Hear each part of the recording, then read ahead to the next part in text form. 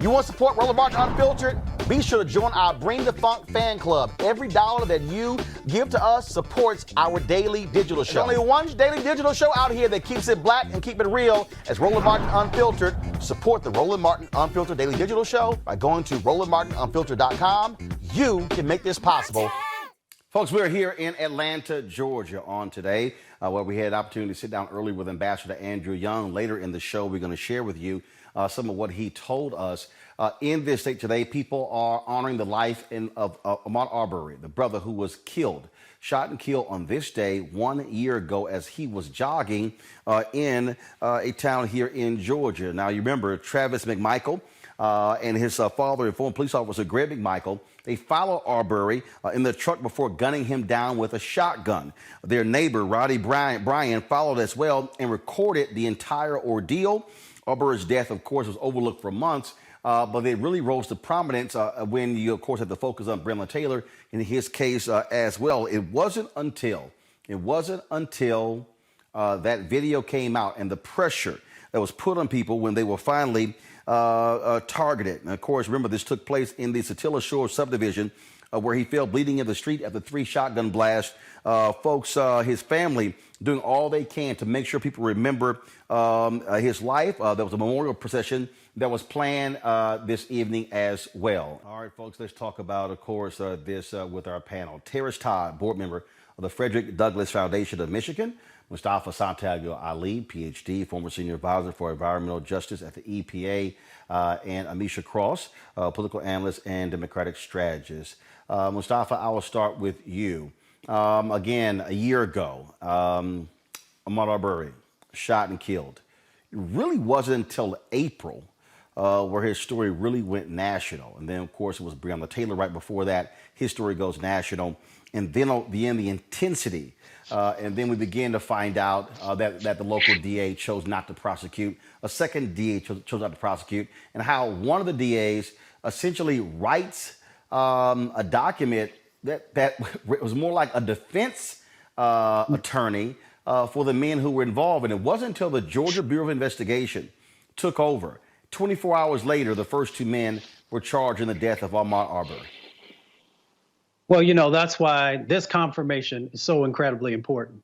We often talk about both in the criminal justice system, our courts, our district attorneys, but also, the attorney general has a huge amount of influence and power in making sure that not only on the federal level that things are moving forward through a justice lens, but also in working with those states to hold them accountable and to make sure, again, as he said, that the resources are there for police departments and other law enforcement entities to be able to do the right thing, and then also, making sure that you're building confidence and trust, which has been broken with communities of color. If it wasn't for someone actually having the video and for that video to finally get out and then the subsequent other information that came, then this case, as you have said and others have said, would have just drifted away.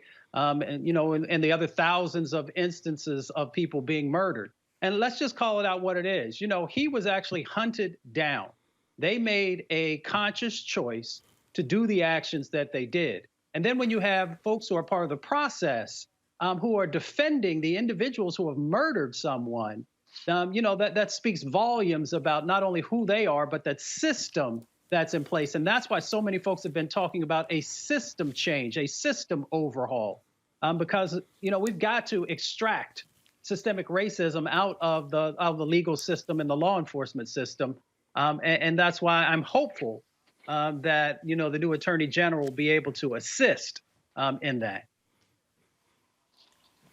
Terrence, you probably going to have here a much better opportunity when it comes to dealing with civil rights protections, if you will. Because when Attorney General Eric Holder was there, one of his complaints was that they were not able to properly go after people because of the limitations of the law. When someone's civil rights were being violated. I think this is going to be different. And so the feds will wait until the outcome of the criminal trial in Georgia before they decide to move forward with any civil rights charges. Can you hear me okay? Terrace? Yes, go ahead. Oh, okay, good. I'm getting a delay, so. But yeah, but no, thanks for actually having me, man. In this particular situation with his confirmation, man, I think what's going to be most important is that he can remain objective and not really politicize his current position. Obviously, people are kind of sick of politics and actually politicizing everything, and so I don't see him having really a big issue with actually being confirmed if he can do that, and also making for sure that his views on law enforcement along with anti-discrimination laws are pretty solid. And so, but you're right. I mean, unfortunately, and rest in peace, and my condolences go out to Ahmaud's family, man, because this is obviously something that should have never happened.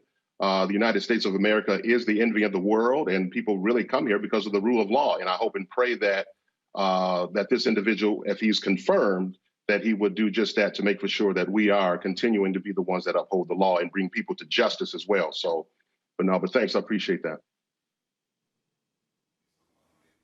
Can you hear me okay? Amisha, yeah, we hear you just fine. We hear you just fine. Okay. Some audio, if y'all could work on that delay issue. Amisha, again, this is one of those cases where it's difficult for us to have to sit here and talk about it because, again, for a lot of people to see the video of Ahmaud Arbery being gunned down, his life ending, and these white men chasing him down. This was indeed a lynching. That's what it was. And they could people could sit here and try to dance around it all they want to, but we understand exactly what this is. And this is what black folks have had to deal with. And the point that Senator Ossoff was making in the questioning is, when will there truly be justice? I mean, that really is the issue that so many people have. When are we actually going to see justice take place in these cases, and then take place when it's supposed to? Not when we're having to stand up, yell, kick, and scream just to get folks to do the right thing. That's not what happened in this case, where you went through 3 DAs, and then finally, after all of that, finally, the investigation takes place and they are arrested. This is all black folks are saying. Can we just stop? Can we stop having a yell, kick, and scream for this stuff to happen?